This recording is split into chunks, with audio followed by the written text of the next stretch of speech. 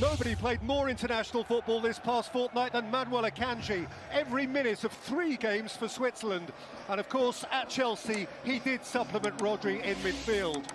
Jack Grealish has reported unwell, so the creative department is precisely as it began at Stamford Bridge. Argentine Julian Alvarez swaps one partnership with Lionel Messi for another with Erling Haaland, who, after a mini-scare with Norway, is ready now within a goal of the fastest 50 in Premier League history.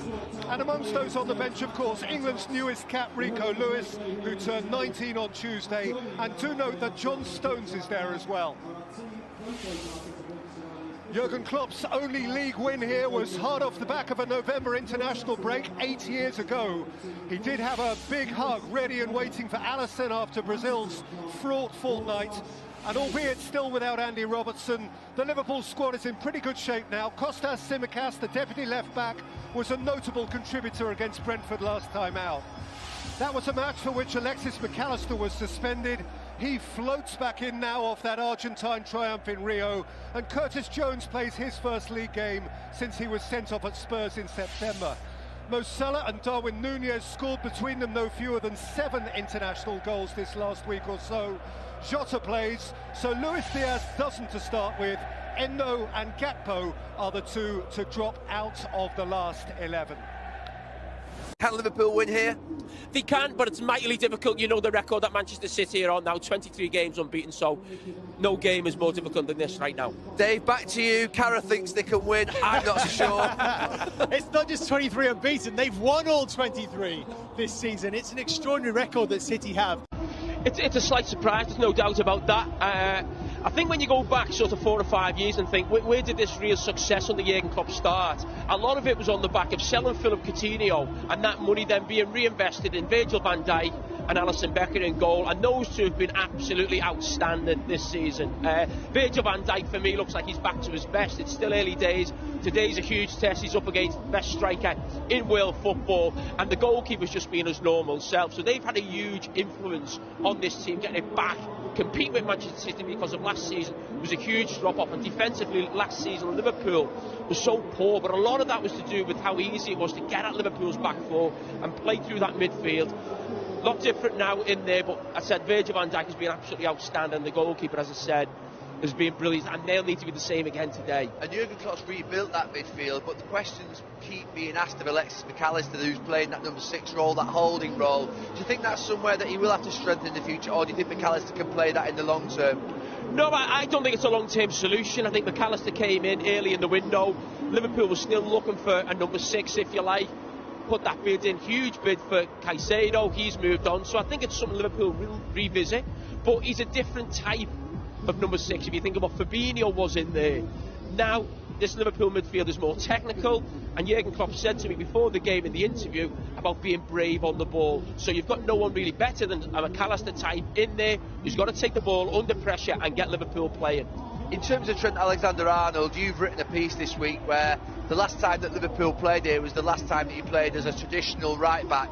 His role has changed since then and gone into midfield. Is this the ultimate challenge of whether that experiment, if you like, 24-game experiment, is going to work in the big games moving forward? Well, there's no bigger testing coming here, but you're calling about it being an experiment. I'm not sure it is an experiment now. I think this is what Liverpool do, and we'd actually look at the record. It's worked for them, but whether Trent was playing in this hybrid role today or was just as a conventional fullback, we'd still be looking at it and thinking he's going to have a tough afternoon against Doku. It's going to be tough for him. He's going to have to defend well. He's going to need help. There's no doubt about that, and that's something, again, Jurgen Klopp referenced within his interview. I mean, you know, I think it's going to be a long season for Liverpool to continue to perform the way they are performing. I think they've been amazing so far this season, but of course Manchester City have been very good so far. I do think Liverpool can mount a title challenge.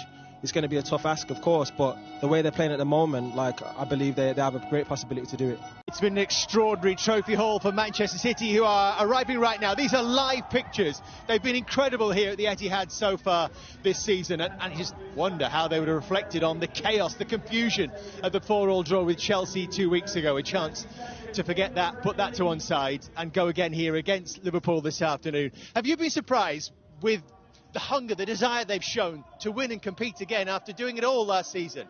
No, I'm not been surprised by that, because I think that's what Pep Guardiola creates at every club he's at. But I'm also not surprised that there's been a few wobbles along the way and that they look a little bit vulnerable.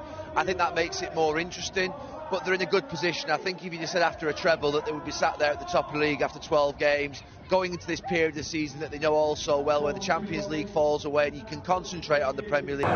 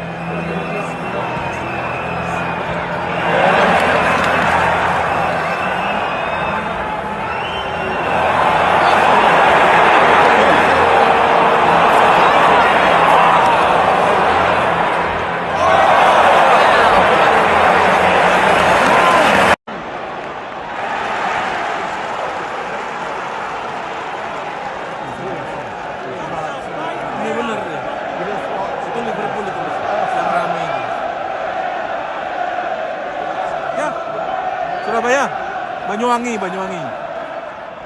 Jakarta.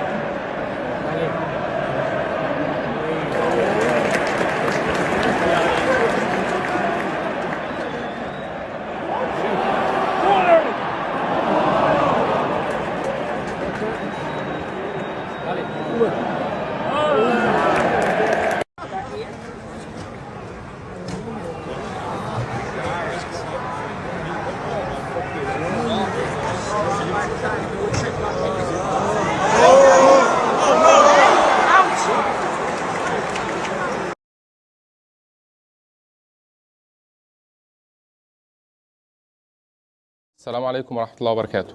أهلا بكم في فيديو جديد. إن شاء الله فيديو النهاردة هكلمك على شوية حاجات مهمين جدا تعملهم بالنسبة للناس اللي هي كانت بتأكل عيش أو بتأكل أعلاف فترات كبيرة والحمام بقى مريح عندها فترة كبيرة. أول حاجة لازم تعملها لو أنت كنت بتأكل علف وكنت بتأكل عيش والحمام مريح عندك فترة كبيرة وليه فترة كبيرة مش بيشتغل عندك، أول حاجة لازم تعملها لازم إن أنت تبطل إن أنت تقدم العيش والعلف للحمام بتاعك.